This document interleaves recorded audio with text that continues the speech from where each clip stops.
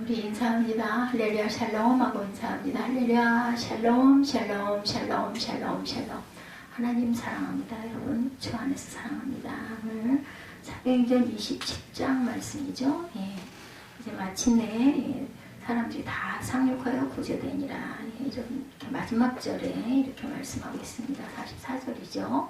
망망대해에서 배가 광풍을 만나면 정말로 정말 풍전등화 위험하기 짝이 없죠. 바울은 자신이 쓴 서신에서 자신이 겪은 위험들을 말하면서 3번 파산하고 일주일을 깊은 바다에서 지냈다. 고린도전서 11장 25절에 이렇게 소개하고 있죠. 일주일을 깊은 바다에서 지냈다는 것이 바로 오늘 본문에 소개하는 그런 사건이 아닐까 저는 이렇게 생각합니다. 이 사건은 바울이 예루살렘에서 유대인들에게 고소를 당하여 로마 총독 앞에 재판을 당한 이후에 일어난 그러한 그 일이죠. 바울이 거기에서 재판을 받기는 너무나 유대인들의 정치적 입김이 심해서 공정한 재판을 받을 수 없다는 것을 깨닫습니다. 그래서 그는 자신이 로마의 시민권자라는 이점을 이용해서 가이사에게 호소하고 가이사의 법정에서 재판을 받겠다 이렇게 요청을 하죠. 로마 총독은 그의 권리를 존중해서 로마로 이송을 하게 되는데 율리오라는 백부장에게 책임을 맡겨 보내게 됐어요. 근데 팔레스타인 해안 가이사라에서 이탈리아로 가는 항로는 시기에 따라 아주 험한 광풍이 일어나곤 합니다. 바울을 타는 배가 로마를 향해 갈 무렵에 그 시기를 당할 위험이 예상되는 항해가 시작이 된 거죠. 필리는 그 시기 때 가게 돼가지고 이 항해를 하기 위해서 바울은 자기를 로마로 이송할 책임을 맡은 백부장에게 제안을 했어요. 사도행전 27장으로 보면 10절에 보면 여러분이여 내가 보니 이번 항해가 화물과 배만 아니라 우리 생명에도 타격과 많은 손해를 끼치리라. 그러나 그를 이송할 책임을 맡은 백부장은 바울의 말보다는 선장과 선지자나 경험 있는 사람의 말을 신뢰하고 항해를 계속하게 하죠. 처음에는 남풍이 순하게 불어서 그래 대변을 끼고 별 탈 없이 항해했는데 아니나 다를까 얼마 안 되어 섬 가운데로부터 유라굴라로는 광풍이 일어나기 시작을 합니다.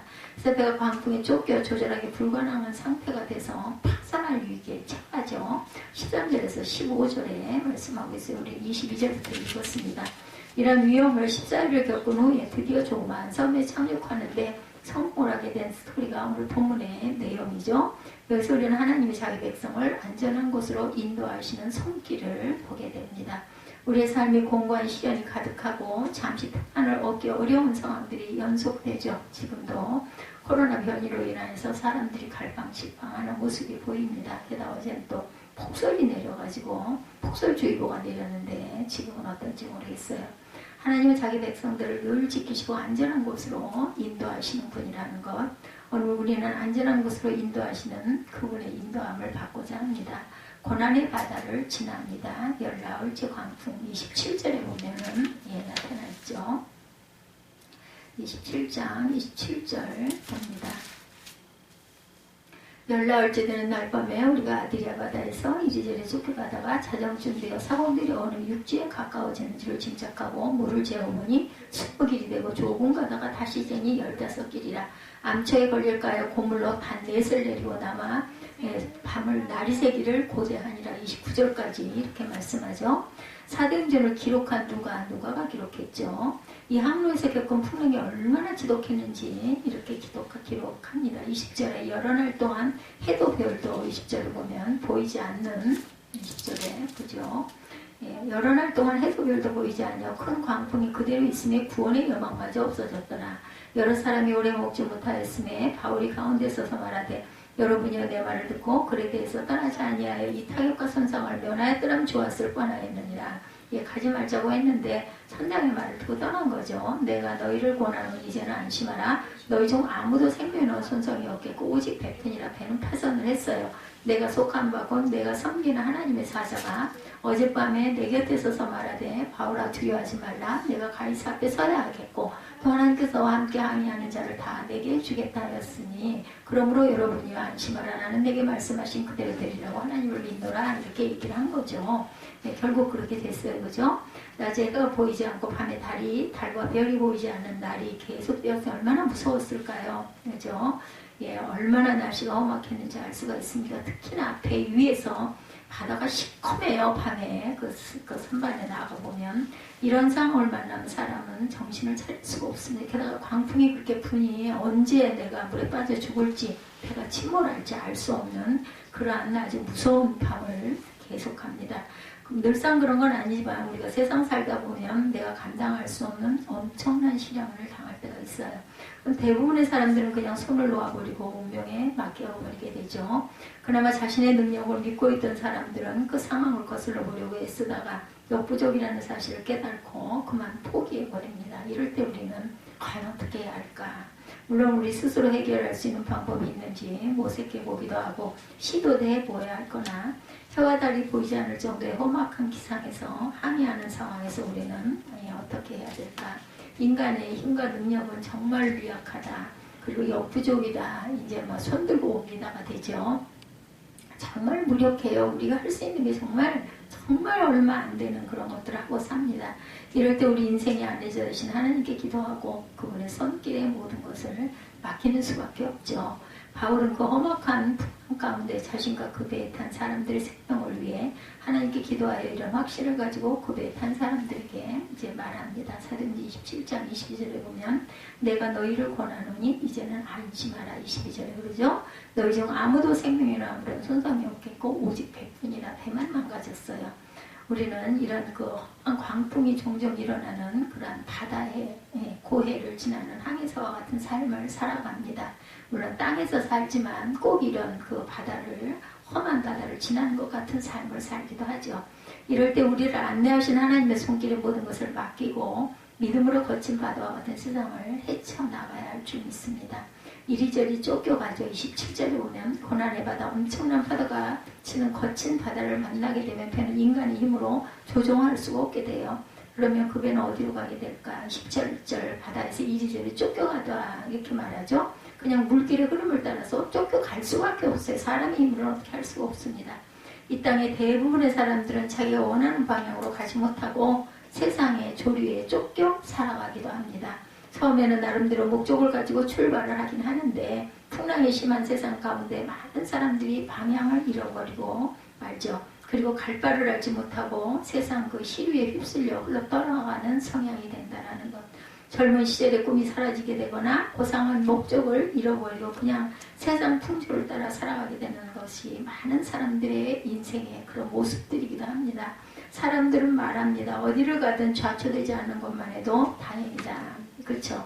물론 어떤 배는 미지의 세계로 나가서 전혀 뜻밖의 행운을 얻는 경우도 있어요. 그러나 지극히 일부분에 지나지 않고 떠밀려가는 항해는 위험하기 짝이 없고 원치 않는 곳으로 나가다 결국 길을 잃어버리는 경우가 허다하죠. 히브리서 기자는 주님을 믿는 사람들도 세상 조리에 휩쓸려 떠내려가는 자가 되지 않도록 경고를 하고 있습니다. 흘러 떠내려가는 삶은 목적을 잃은 삶이고 세상 풍조 따라 되는 대로 사는 삶을 말하죠. 그러면 목적지에 도착할 수도 없고 결국 좌초되고 맙니다. 그것은 대단히 위험한 일이죠. 우리 성도들은 이처럼 험한 조류 가운데서 바울처럼 방향과 목적을 잃지 말아야 되겠죠. 정말 애써 힘써 우리가 지켜나가야 됩니다. 그는 그러한 메시지를 가지고 있어서 24절에 바울아 두려워하지 말라. 하나님께서 성령께서 알려주시죠. 내가 가이사 앞에 서야 하겠고 하나님께서 너와 함께 항해하는 자를 다 내게 주셨다. 이렇게 말씀하세요. 그는 복음의 사신으로 가이사 앞에 서서 그리스도를 증거하는 사명을 이루실 것을 확신합니다.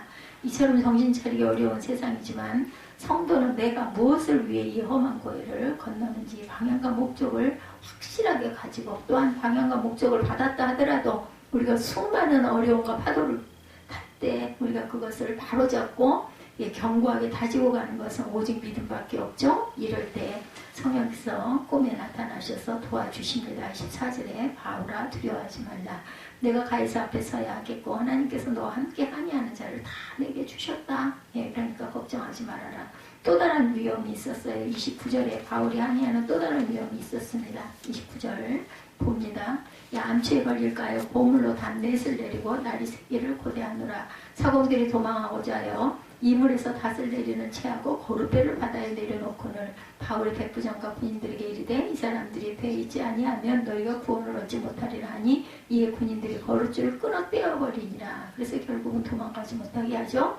살리기 위해서였습니다. 날이 새어가며 바울이 여러 사람에게 음식 먹기를 권하여 이르되 너희가 기다리면 먹지 못하고 줄인 지가 오늘까지 열나흘인즉 음식 먹기를 권하는 이것이 너희의 구원을 위하는 것이요 너희 중 머리카락 하나도 잃을 자가 없으리라고 떡을 가져다 모든 사람 앞에서 하나님께 축사하고 떼어 먹기를 시작하며 그들도 안심하고 받아 먹으니 배에 있는 무리의 수는 전부 276명이었더라. 276이네요. 네. 위험이 어느 정도 지나가고 육지가 가까워옴을 직감하자 어느 정도 안도가 됩니다. 사람들이 이 많은 사람들이 배에서 우왕좌왕했으면 얼마나 그 불안한 분위기였겠어요.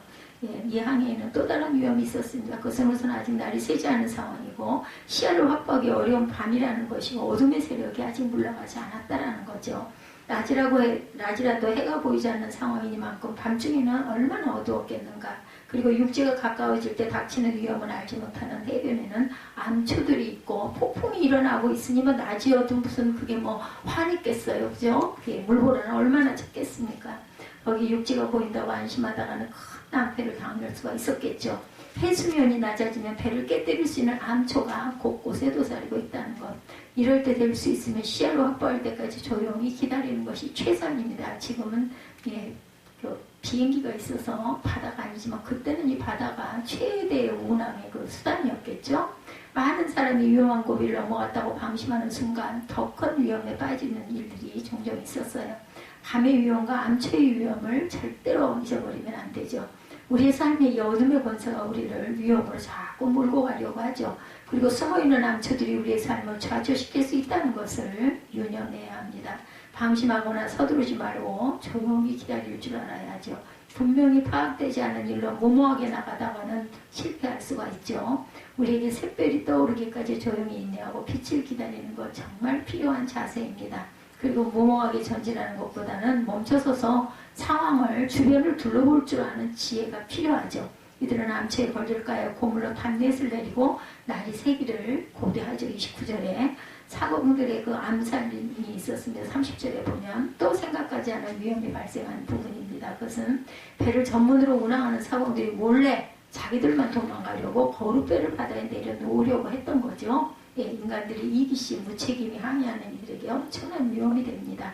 우리는 세월호가 침몰할 때 그 배의 선장을 비롯해서 항해사들이 자기들의 생명만 생각하고 먼저 탈출한 사건을 실제로 목격을 했죠.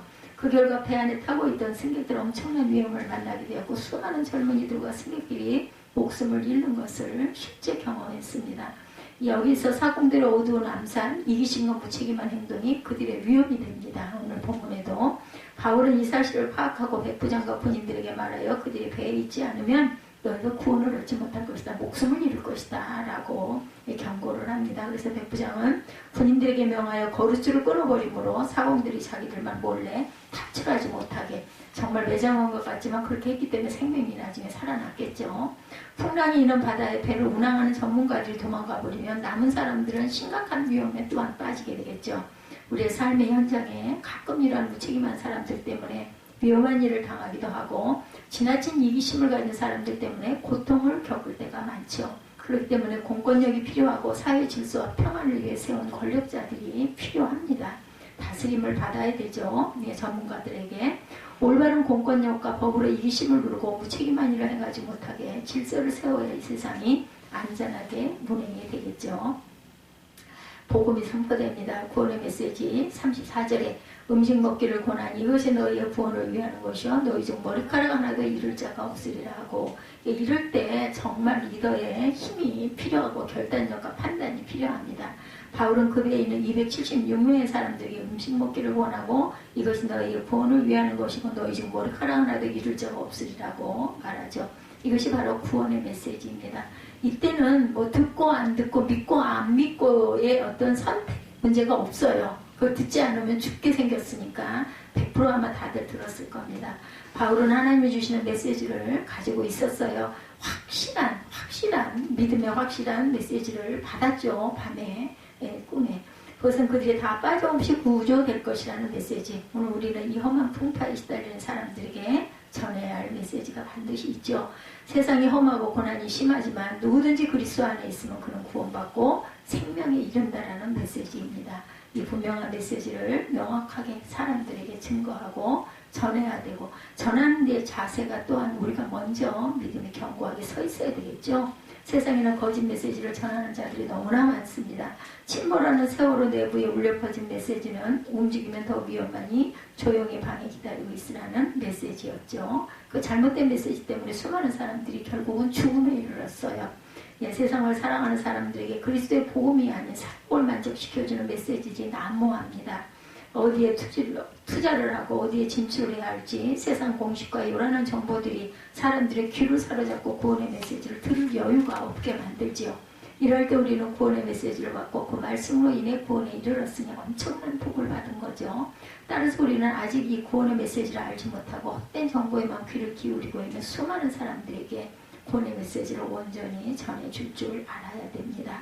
이렇게 리더의 힘, 리더의 결단력이 상당히 필요합니다. 어저께 우리 이 반죽이 이걸 교체하는 과정에서도 제가 그런 걸 느꼈습니다.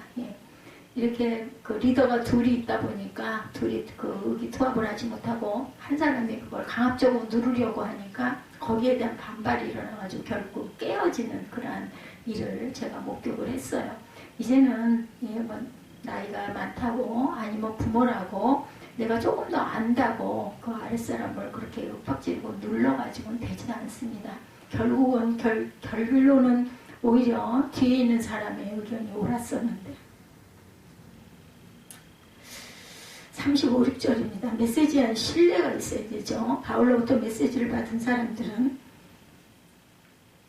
바울이 주는 음식을 받아먹고 육신의 힘을 얻고 마음의 안정을 찾습니다. 그들은 다 안심하고 받아먹겠다고 대답을 하죠. 안 먹으면 어떡하겠어요. 10나흘을 굶었다고 그러죠. 14일을 굶었으면 멀쩡한 사람도 죽죠. 어떻게 살아있겠어요. 정말 체력이 강건하고 그 마지막 위기에 처했다라는 그런 뭐라고 그래야 되나, 그런 힘, 마지막 힘이 있었기 때문에 14일 동안을 이렇게 견뎠을 것 같아요. 받아먹습니다. 36절에 그들은 바울의 말을 믿었던 거죠. 안 믿으면 어쩔 수가 없죠. 이것이 바로 구원으로 나가는 길입니다. 구원으로 나가는 길에까지 가기까지 이렇게 험난한 고뇌와 고통이 우리 삶 속에도 있다라는 것. 하나님이 주신 메시지를 받아들이고 신뢰하게 될 때 험한 세상에서 구원의 길이 열린다는 것을 잊지 맙시다. 그러나 이 메시지를 거부하고 받아들이지 않는 자들은 여전히 자기 방식을 고집하게 되죠.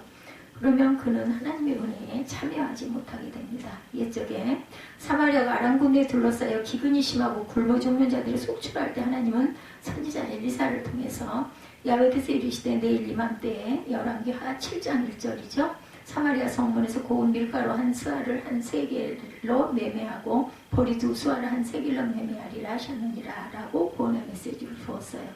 이 싼 가격에 매매한다는 것에 놀라가지고 막 너도나도 그걸 받으러 쫓아나가는 그런 장면이 열왕기하 7장에 보면 나오죠. 왕을 보좌하는 한 신하가 그 말에 반박을 하고 믿지 않았을 때 그는 그 구원의 현장에서 유일하게 생명에 이르지 못하고 성문을 지키다가 군중들의 발에 밟혀 죽게 됩니다. 구원의 메시지를 믿고 마음의 안정을 가진 자들은 험악한 풍랑 가운데 구원을 얻게 되죠. 성경은 선포하기를 믿는 자는 생명에 이른다고 했으니 믿음의 도인 복음을 붙들고 있는 자 곧 마음이 확정된 자는 구원을 받게 된다. 근데 정말 기가 막힌 것은 이런 마음의 확정이 그렇게 쉽게 오고 내가 원한다고 또 와지지 않는 경우들이 너무나 많다라는 거죠. 그 마음이 되지 않는 경우가 많습니다. 구원을 위한 조치입니다. 배를 가볍게 하자. 38절에 보면 그들도 안심하고 받아 먹으니 37절에 배에 있는 무리의 수는 전부 276명이더라. 배부르게 먹고 밀을 바다에 버려 배를 가볍게 하였더니 날이 새며 어느 땅인지 알지 못하는 경사진 해안으로 된 항만이 눈에 띄거늘 배를 거기에 들여다 댈 수 있는가 의논한 뒤 닻을 끊어 바다에 버리는 동시에 키를 풀어 늦추고 돛을 달고 바람에 맞추어 해안을 항해에 들어가다가 두 물이 합하여 흐르는 곳을 만나 배를 걸매 이 물은 부딪혀 움직일 수 없이 불고 고물은 큰 물결을 깨어져 가니 군인들은 죄수가 헤엄쳐 도망갈까요? 그들을 죽이는 것이 좋다 하였으나 이제 죄수들을 죽이자고 해요. 43절에 백부장이 바울을 구원하려 하여 그들의 뜻을 막고 헤엄칠 줄 아는 사람들을 명하여 물에 뛰어내려 먼저 육지에 나가게 하고 그 남은 사람들은 널조각 혹은 배물건에 의지하여 나가게 하니 마침내 사람들이 다 상륙하여 구조되니라. 같으면 43절에서 42절 3절에서 바울이 죽을 뻔했어요. 그죠? 백부장이 상당히 판단력이 있었고 또한 바울이 그에게 믿음을 준 사건들이 또 일어나죠. 그 바람에 그 생명을 유지했는데 이것은 하나님이 위해서 하신 일이죠. 왕을 보좌하는 한 신하가 그 말에 반박을 하고 믿지 않았을 때 그는 그 구원의 현장에서 유일하게 생명에 이르지 못하고 성문을 지키다가 군중들의 발에 밟혀 죽게 되는 사실이 있었던 것처럼 하나님께서 허락하시지 않은 우리의 생명은 절대로 이렇게 허무하게 죽는 일은 없다라는 것. 구원의 메시지를 믿고 마음의 안정을 가진 자들은 험악한 풍랑 가운데서 구원을 얻게 되죠. 성경은 선포하기를 믿는 자는 생명이 이른다고 했으니 믿음의 도인 복음을 붙들고 있는 자 곧 마음이 확정된 자는 구원을 받습니다. 38절에 배불리 먹고 미를 바다에 버려 배를 가볍게 하였더니 이들이 육지에 도달하기 위해서 아직 남아있는 배의 짐들을 버려야 했어요. 사람들이 버려야 할 것을 버리지 못함으로 구원에 이르지 못하고 좌초되는 일은 우리 삶 속에서도 마찬가지죠. 물질에 대한 애착과 세상 영광을 버리지 못하고 그것을 붙들고 있다가 구원으로 나가지 못하는 이들이 많아요. 히브리서 12장 1절입니다. 이러므로 우리에게 구름같이 둘러싼 허다한 증인들이 있으니 모든 무거운 것과 얽매기 쉬운 죄를 벗어버리고 인내로서 우리 앞에 당한 경주를 한다라고 쓰여 있습니다. 무거운 것들을 버리지 않고 여전히 안고 지고 가다가는 우리의 인생이 침몰할 수밖에 없죠. 사람들이 포기하기 어려운 것들이 더러 있습니다. 어떤 사람은 취미생활이나 스포츠 즐거움에 빠져 주일날 교회 오지 못하는 이들도 있어요. 어떤 이는 돈벌이의 마음이 몰두하여 사업을 확장한다 혹은 경기 좋은 데를 놓쳐서는 안 된다 하면서 죽게 나가는 길이 막히는 이들도 있습니다. 젊은 시절에 가진 꿈과 목적을 이루어야겠다 하면서 그 일에 몰두하다가 구원의 기회를 잃어버리는 사람도 있죠. 우리는 죄짐을 벗어야 하고 세상 욕망과 헛된 야망을 또한 비워야 합니다. 우리에게 중요한 것은 먼저 그 나라와 의를 구하는 것이고 하나님의 은혜를 받아들이고 은혜 안에 거하는 것이죠. 주님 안에 사실 우리가 찾고자 하는 것, 구하는 모든 것들이 다 있다라는 것. 골로새서 2장 3절에 그 안에는 지혜와 지식의 모든 보화가 감추어져 있느니라. 주님 안에 있는 보화가 더 큰 것을 기억하고 세상적인 것에 얽매여 주님을 잃어버리지 말아야 되겠죠. 기능과 도구를 이용해서 육지에 나아가는 부분이 43절에 44절 마지막 절에 나와 있어요. 백부장이 바울을 구원하려 하여 그 뜻을 막고 헤엄칠 줄 아는 사람을 명하여 물에 뛰어내려 먼저 육지에 나가고 남은 사람들은 널조각 혹은 배물건에 의지하여 나가게 하니 마침내 사람들이 상륙하여 구조되니라. 그냥 오늘 제목을 마침내 상륙하여 구조되니라 이런 그 제목으로 정했습니다. 이들이 육지로 올라가기 위해서 헤엄을 잘 친 사람들은 헤엄을 쳐서 나아갔고 헤엄치는데 익숙하지 않은 사람들은 널조각이나 배의 물건을 의지해서 나가게 합니다. 아주 가까운 곳에 육지가 있어도 그냥 머물러 있으면 구조될 수가 없죠. 자신의 능력을 발휘해야 하고 수고를 기꺼이 감당해야 되고 또한 담대함도 필요합니다. 저 같으면 그 깜깜한 밤에 독이 텄다 하더라도 배조각이나 널조각을 의지해서 물에 뛰어들기는 정말 용기가 필요할 것 같아요. 우리가 믿음으로 구원을 얻은 것은 사실이지만 우리의 믿음은 행동을 이렇게 요한다라는 것. 그냥 믿습니다 하고 그 자리에 머물러 있어서는 절대로 안 됩니다. 믿고 나아가는 것, 행동하는 것이 가장 중요합니다. 이것은 곧 우리가 믿음으로 행동하는 것이고 믿음으로 지성소로 나아가는 것을 의미합니다. 그리스도의 속죄의 제사로 지성소의 휘장이 열렸으니 그리로 나아가야 되겠죠. 히브리서 10장 22절입니다. 우리가 마음의 뿌림을 받아 이 악한 양심으로부터 벗어나고 몸은 맑은 물로 씻음을 받았으니 참 마음과 온전한 믿음으로 하나님께 나아가자 이렇게 말씀하고 있어요. 우리가 스스로 하나님께 나아가는 믿음이 행위가 있어야 그분의 그 전전에 우리가 설 수가 있다는 거. 우리가 걸어 나가야 돼요. 어디를 가려면 그렇죠. 생각만 하고 있으면은 아무런 그 일이 일어나지 않습니다. 가야 할 텐데 계속 하고 있으면 안 돼요. 일어나서 행동해야 합니다. 구원을 은혜로 되는 것은 사실이나 저절로 되는 것은 절대로 아니라는 것. 하나님은 우리를 구원하는 분이지만 우리가 바라지 않고 원하지 않고 나가지도 않는데 무슨 기적처럼 뭐 어떤 그 역사가 일어나서 우리가 건짐을 받을 수는 없어요. 헤엄을 치든 무엇을 붙들고 발버둥을 치든 육지로 헤쳐나가는 자가 그 험한 풍랑에서 구조가 된다라는 것. 파도가 높이 치는 바다에서 육지로 접근하는 것은 쉽지가 않죠. 그러나 그 최종 순간 자신의 최선을 다한 수고가 필요하고 결단이 필요하고 생명을 던질 필요가 있습니다. 믿음이 오면. 인생의 마지막 순간에 거친 숨을 몰아쉬면서도 주님을 붙들고 주의 말씀을 의지해서 하나님의 영광의 나라를 간절히 사모하고 죽게 나가는 몸부림이 있는 자는 안전한 포구에 이렇게 이르게 된다라는 것. 그런데 가끔 마지막 순간 믿음을 잃어버리고 유의 사람으로 돌아서는 사람들이 있어요. 최종 마지막 순간까지 우리는 믿음을 가지고 간절히 주님의 나라를 사모해야 주께로 나아가게 됩니다. 그러면 소원의 항구에 도달하고 영원히 쉴 수 있는 평안의 처소에 이르게 되죠. 오늘 본문은 이렇게 끝마쳐집니다. 마침내 사람들이 다 상륙하여 구조되니라. 마지막 절입니다. 그 남은 사람들은 널조가 고은 대물건에 의지하여 나아가게 하니 마침내 사람들이 상륙하여 구조되니라. 고난의 바다를 지났어요. 그죠? 예, 전체적으로 보면 14절에 얼마 안 돼요. 성 가운데로부터 유라굴라는 광풍이 일어납니다. 20절에 여러 날 동안 해도 별도 보이지 아니하고 큰 풍랑이 그대로 있음에 구원의 여망마저 없어졌더라. 이런 아주 캄캄한 암흑과 같은 믿음이 흔들리는 지경이 되겠죠. 이때가 되면 열나흘째 광풍이 27절에 나타납니다. 27절에 열나흘째 되는 날 밤에 우리가 아드리아 바다에서 이리저리 쫓겨가다가 자정쯤 되어 사공대로 육지에 가까워지는 일을 짐작을 했다. 이것도 그들의 그동안의 오랜 동안의 경험이죠. 감이 온 거예요. 육지에 이제 가깝다. 이리저리 쫓기는 항해를 지금까지 한 거예요. 열나흘이나 14일 동안이나 얼마나 무서웠겠습니까? 그 깜깜한 밤만 계속되는 14일 먹지도 못하고 또 다른 위험이 왔어요. 그죠? 29절에 흑암과 암초에 걸릴까요? 고물로 단넷을 내리고 날이 새기를 고대하니라. 사공들의 암산이 있어서 도망가려고 하죠. 30절에 29절 30절에 암초에 걸릴까요? 고물로 단넷을 내리고 날이 새기를 고대하니라. 사공들이 도망하고자 하여 이물에서 닻을 내리는 채하고 거룻배를 바다에 내려놓고는 그걸 막죠. 백부장이 선포되는 복음이 있었어요. 구원을 위한 준비 31절에 바울의 백부장과 군인들에게 이르되 이 사람들이 배에 있지 아니하면 너희가 구원을 받지 못하리라. 이에 군인들이 거루줄을 끊어 떼어버리니라. 구원의 메시지 34절입니다. 음식 먹기를 권하노니 이것이 너희의 구원을 위한 것이요 너희 중 머리카락 하나도 잃지 않을 자가 없으리라 하고 구원을 위한 조치를 하죠. 38절부터 보면 밀을 배부르게 먹고 바다에 버려서 배를 가볍게 하였다. 기능과 도구가 이용이 됩니다. 43, 4절에 백부장이 바울을 구원하려 하여 그들의 뜻을 막고 주기자로죠. 죄수를 그것을 뜻을 막아요. 헤엄칠 줄 아는 사람들을 명하여 물에 뛰어내려 먼저 육지에 나가게 하고 마침내 사람들이 다 상륙하여 구조되니라. 결론은 이거예요. 다 상륙하여 구조된 거. 이렇게 우리는 모두 다 구원을 받아야 합니다. 44절 그 남은 사람들은 멸조가 고금태 물건에 의지하여 나가니 마침내 사람들이 다 상륙되어 구조되니라.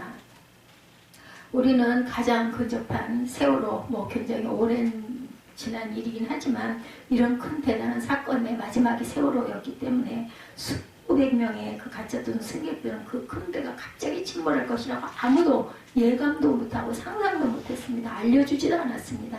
근데 그 배는 공기에 휩싸여 침몰하게 되고 화물칸의 짐들을 견고하게 고정되지 않은 상태로 있다가 한쪽으로 쏠리자 급속히 한쪽으로 기울어지기 시작했다고 합니다.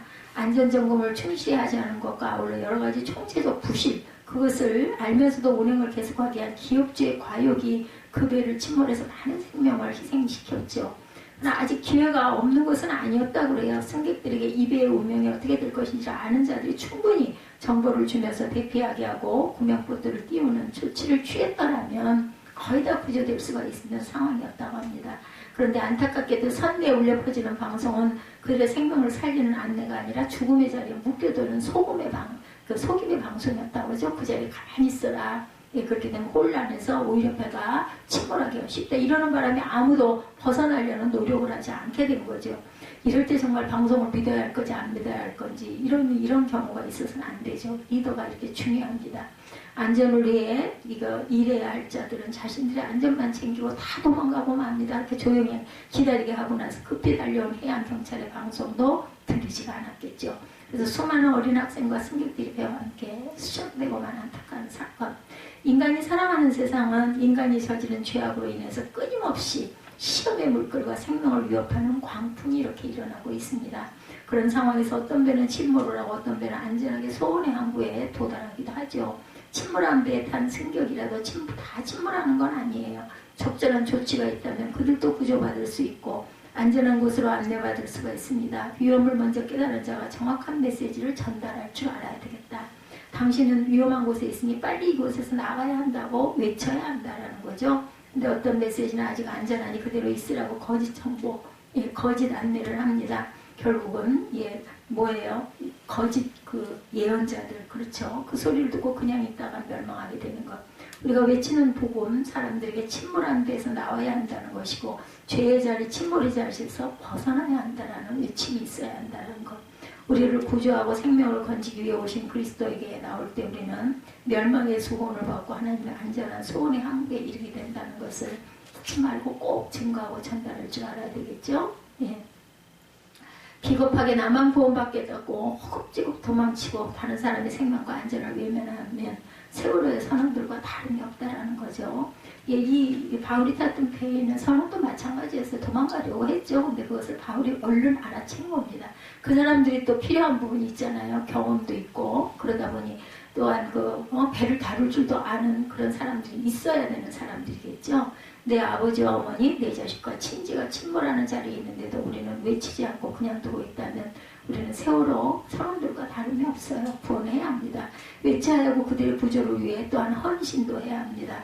나를 안전한 것으로 인도하신 주님은 당신의 생명을 버려 나를 구원했는데 나는 다른 사람의 구원에 관심을 두지 않고 나만 위험한 자리에서 빠져나오기만 하면 저 세월호 선원들과 비방과 원망을 심판을 면치 못할 일이라는 거죠. 하나님이 나를 안전한 것으로 인도하신 것을 기뻐하고 감사함과 동시에 아직 침몰하는 선실에 머물러 있는 귀한 생명을 위해 바른 복음을 외치고 그들의 구조를 위해 신함으로 하나님의 부끄러움이 없는 하나님의 자녀들이 다 되시기를 주의 이름으로 축복합니다.